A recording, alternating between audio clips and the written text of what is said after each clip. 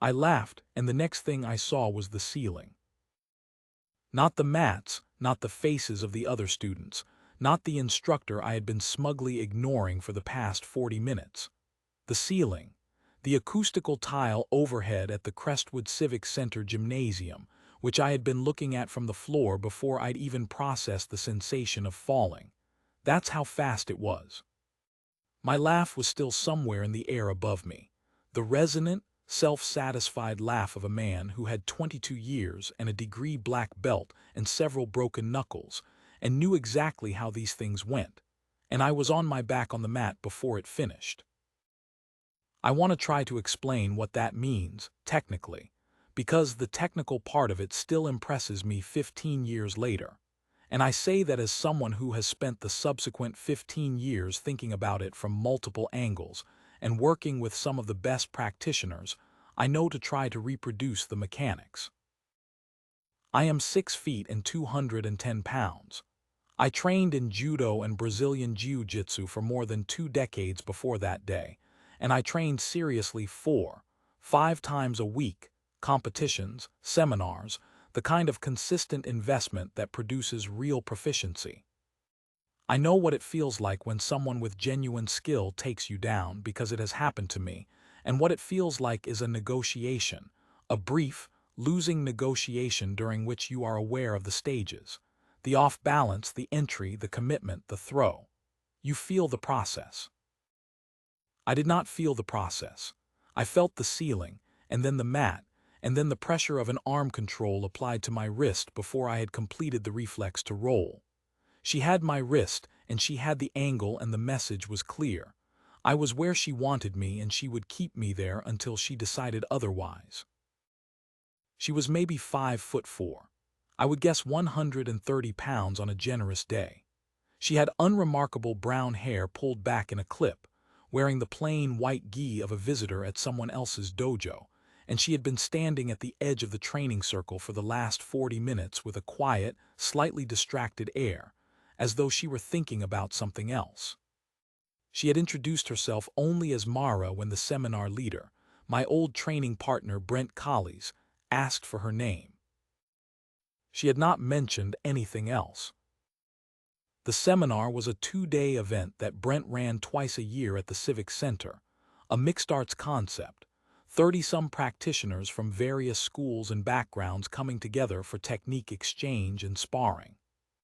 Brent had been doing it for 12 years, and the format had earned a modest reputation in the regional grappling community as a place where you got genuine cross-pollination karateka working with judoka, wrestlers working with BJJ practitioners, the occasional anomaly from a military or law enforcement background who showed up and provided everyone with a calibration experience. I had attended for 7 of those 12 years, and in that time I had learned things and I had taught things, and I had generally come away from each weekend with a clearer sense of where I stood. I was, at the time of the Mara incident, at a point in my training life that I would describe in retrospect as dangerously comfortable. I had reached a level of competence that was genuinely high within the civilian recreational martial arts world, and I had stopped being surprised very often, and the absence of surprise had begun to function as a form of ceiling that I was not yet aware of standing under. I should also tell you about my practice of that morning.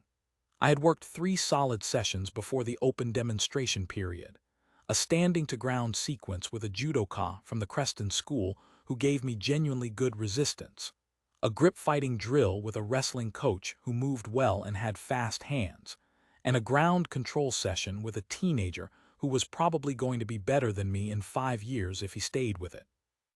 By the time Brent called for open demonstration, I had been on the mats for 2 hours, and my body was warm and my confidence was high, and my filter for what I was about to see had been calibrated to my existing understanding of what was possible. I had been attending for 7 years, and I was, in the honest accounting of my ego, one of the better credentialed people in the room. 3rd degree. 5 competition medals, 2 of them at the national level. I had taught for 6 years. I knew my business. When Brent invited open demonstration, asking if anyone wanted to show a technique or drill, and this small woman raised her hand and came to the center of the floor and asked if she could work with a volunteer. I had looked at the practitioners around me and made a face. I will own that. I made the face that says, I wonder what this will be. I wonder how long we'll need to be polite. I volunteered myself, because I was the senior practitioner present, and it seemed like the correct thing to do, and also because some part of me wanted to make the implicit ranking clear through the simple act of standing across from her. When Brent said, "Whenever you're ready," I had smiled. That's the honest account. I had smiled, and then I had laughed a short breath of air laugh that I would describe, if I were being generous to myself, as good-natured. I wouldn't describe it that way now. And then I was on the ceiling. She held the arm control for maybe 2 seconds, enough to establish that she had it and it wasn't going anywhere, and then she released it and stepped back and waited for me to get up. No expression on her face. Not victory, not satisfaction, not the careful neutrality of someone suppressing those things. Just the calm of a person who has done something unremarkable. I got up. This is worth noting as its own thing, the act of getting up. I have been put on my back in thousands of training sessions and in a handful of situations that were not training, and I have always had a reaction to the ground, a combination of reflex and assessment that moves you upright again without much conscious involvement. What I noticed when I got up from the first throw was that I did it slowly. Not because I was hurt. I was not hurt, not in any meaningful sense, but because my body was having a conversation with my brain about what had just happened, and that conversation required a moment. My body was saying, something occurred here that I did not feel coming, and I need a second to locate where I am in the taxonomy of what is possible. The room was quiet. 30-some people who had watched that exchange were doing the thing that rooms do when something has happened that they weren't ready for, absorbing it, recalibrating, not quite sure whether to respond. Brent was the first to speak. He said, "Would you mind running that again, slower?" She looked at him. Of course. She ran it 3 more times, slower each time, breaking down the entry and the hip placement and the weight transfer and the control that had put me where I ended up. She was a precise and patient instructor. She used correct terminology, and she answered the questions that came from the circle around her with the comfortable accuracy of someone who has explained these things many times. The 4th time through, she asked me to resist, to apply the kind of active resistance I would bring to a real throw, and the 4th time produced the same result as the first time, just with more effort on my part and the same outcome. I got up from the 4th repetition and I stood in front of her and I said, "Where did you learn this?" She thought about that for a moment. "A few places," she said. I waited for more. She didn't offer it, and I understood even then that the absence of elaboration was not modesty. It was information.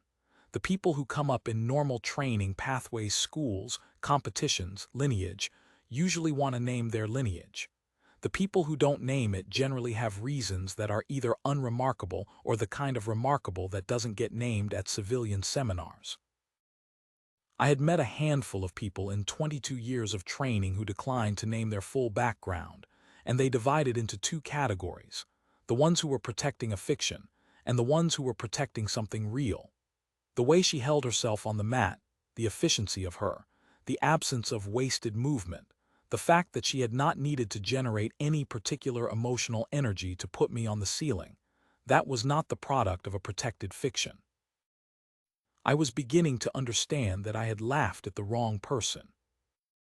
Brent, who had been watching this with the expression of a man who knew more than he was saying, saved me the trouble of pressing.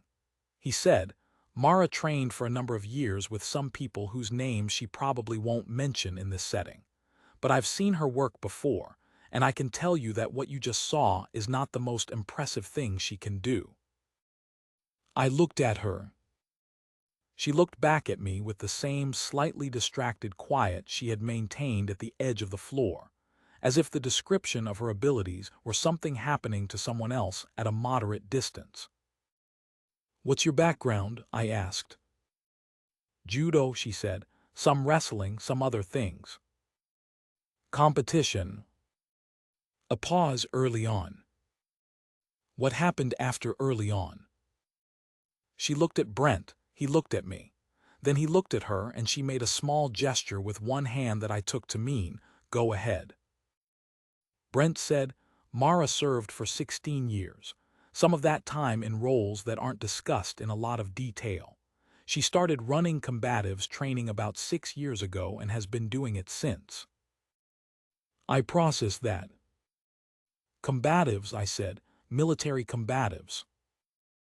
She said, among other things.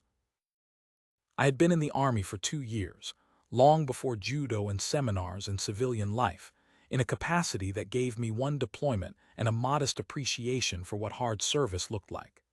I knew enough to know that 16 years in roles not discussed in detail was a sentence with weight behind it. I knew enough to know that what she had done in the last 45 seconds was not the product of judo camp and weekend seminars. It was the product of a specific kind of training, applied over a specific kind of time, in conditions I had not been in and could not fully imagine. I owe you an apology, I said. She looked at me. When you came to the center of the floor, I said, I laughed. I want to be clear that I know I laughed, and I want to be clear that it was incorrect of me. I assumed things about your capability based on information I didn't actually have, and I was wrong and I should not have done it. She held my eyes for a moment. I know, she said, then after a beat, thank you. It wasn't warm, exactly. It wasn't cold either. It was the response of a person who has been underestimated enough times that the acknowledgement of it registers as a data point rather than a relief. We broke for lunch at 1200 and I sat across from her in the Civic Center's folding chair cafeteria setup, and I asked her questions, more carefully than I had asked them before. She answered most of them. Some things she redirected with the polite precision of someone who knows what is and isn't hers to discuss. She had started in competitive judo at 17. She had tested for her black belt at 19. She had enlisted at 20, moved through standard training and then non-standard training of a kind she didn't enumerate, and had eventually been in roles that required the application of all of it, the judo and the other things, in conditions that were neither a dojo nor a seminar. She had been medically retired at 36 after an injury she described only as a knee thing, which I later gathered was a compression fracture sustained in circumstances that remained classified. When I asked what she had done in the years between the knee and the retirement processing, she said, physical therapy and paperwork. She said it with a very small, very dry expression that I have come to understand in the years since, as her version of a joke. I asked about the roles she had been in the non-enumerated ones. Instructional mostly, she said, training allied forces, some other things. Operational. She looked at her sandwich for a moment. Some operational, she said. There is a kind of person who has been in hard situations and who carries that weight visibly. You can see it in how they sit and how they scan a room and how they manage the edges of a conversation. And there is a different kind of person who has been in the same or harder situations and carries the weight invisibly, so completely absorbed into the baseline that it doesn't show unless you're looking at the right things. She was the second kind. The stillness in her was not the stillness of a person who has nothing underneath. It was the stillness of a person for whom the underneath is completely managed. She had been doing combatives instruction since, working with small groups she chose herself, mostly active-duty personnel referred to her by word of mouth. Why the civilian circuit? I asked. Why come to a seminar like this? She thought about that. Brent has been asking me for 3 years, she said. I told him I'd come when I had time. I had time this weekend. I had known Brent for 7 years and I had never once heard him mention her name. I said so. She said he respects that I don't advertise. After lunch, she ran 2 more sessions. In the first, she demonstrated a sequence of transitions, ground control to standing takedown to an arm lever applied from behind, that the room watched in extended silence and then asked about for 45 minutes. In the second, she worked one-on-one with practitioners who requested it, and she read each one correctly within about 30 seconds of initial contact the particular habits of their weight distribution, the tells in their footwork, the gaps in their defensive structure, and she addressed each one specifically, without condescension and without generality. By 4 o'clock, the tone of the room had shifted entirely from what it had been in the morning. The people who had not volunteered first were glad they hadn't. The people who had worked with her directly were quiet in the way people get quiet after something educational has happened to their body. And I was sitting on the edge of the mat thinking about the ceiling. She worked on the second day with a different energy than the first, not different in what she did, but different in how the room received it. The first day the room had not known what she was. The second day it did. 30-some practitioners who had spent the previous afternoon and evening talking about what they had seen, working through the technique on their own time, adjusting their mental model of the range of human capability. That room came back on day 2 with a quality of attention that is not common at civilian seminars. She noticed the change and she worked with it. She gave more depth on day 2 than she had on day 1, adding context and variation to the sequences she had introduced, and she was patient with the questions in a way that was not performance. She simply had more to offer than a 2-day seminar could contain, and she gave what the room was ready to absorb.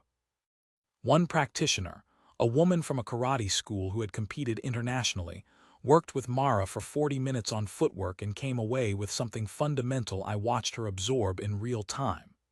That kind of teaching requires you to see exactly where someone is, technically, and give them exactly the next step, not what you can do, but what they can take in. It is a different skill from the physical one. She had that skill too. By the end of day 2, I had a clearer picture of what I was looking at. Not a complete picture. I don't think I have a complete picture yet, 15 years on, but clear enough. This was not a recreational practitioner with a gift. This was someone for whom the physical disciplines had been tools applied to serious work over a significant period, and the technical level she had achieved was the level you need when the stakes of being wrong are not points or trophies. At the end of the second day, when the seminar closed and people were rolling up mats and exchanging contact information, and doing the normal social business of these events, I approached her with a specific question. I run a small training program, I said. 6 students, serious practitioners. I would like them to have what I had this weekend. I understand if the answer is no, but I'm asking. She picked up her bag. She put the bag over one shoulder. What do they want out of it? She said. They want to be better than they are, I said. And they want to understand that there is a level of this that they probably can't imagine yet. She looked at me for a long moment. I'll think about it, she said. She thought about it for a week, and then she called the number I had given her, and she said she could come on the 3rd Saturday of the month. She has been coming on the 3rd Saturday of the month for 11 years now. She does not advertise. She does not have a website or a social media presence or a name on any list that I know of. She travels to the location, she runs the session, she goes home.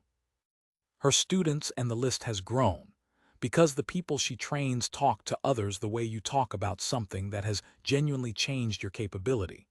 Treat her with the particular kind of regard that you see in rooms where everyone present has felt what it means to be corrected by someone who is operating at a significantly higher level. She still holds the arm control for about 2 seconds and then lets go. It is, she has explained to me, the minimum time required to be certain the point is clear.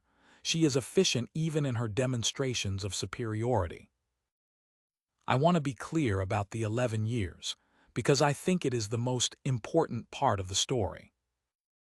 She came to my small program on the 3rd Saturday of the month, and she worked with my 6 students the way she had worked with the seminar room, by reading each one accurately, quickly, and giving them the next true thing. She did not run them through a curriculum. She watched them move and she identified what each one needed, and she gave them that specifically, without sentiment, and without the kind of instructor ego that produces teaching about the teacher rather than teaching about the student. In 11 years, I have watched every one of my original 6 students improve substantially, and I have watched 4 of them go on to teach their own students. And in every case, the improvement traces back to something she gave them on a third Saturday. She has also, in 11 years, corrected me approximately 85 times. I have started keeping a rough count because the corrections are so precisely identified and so immediately verifiable. You try it her way and you feel the difference, that they function as data points I want to have a record of. 85 corrections in 11 years from a person I thought, on the morning of the first day I met her, that I was doing a favor by standing across from. The ceiling at the Crestwood Civic Center was not remarkable as ceilings go. Acoustical tile, institutional lighting, a water stain in the corner that has probably been there for 30 years. I have thought about it more than it deserves, which is entirely its own kind of lesson. I have told this story at seminars several times since that day. I tell it because the technical part is genuinely instructive. What she did to me that morning is a lesson in mechanics that most practitioners at my level have not felt in its clean form, but also because the other part is instructive too. The part where I laughed, the part where I assumed, the part where the ceiling was my first and most effective teacher. She has never mentioned it, not once in 11 years. She does not require me to carry it as a reminder. The mat remembers. That's enough.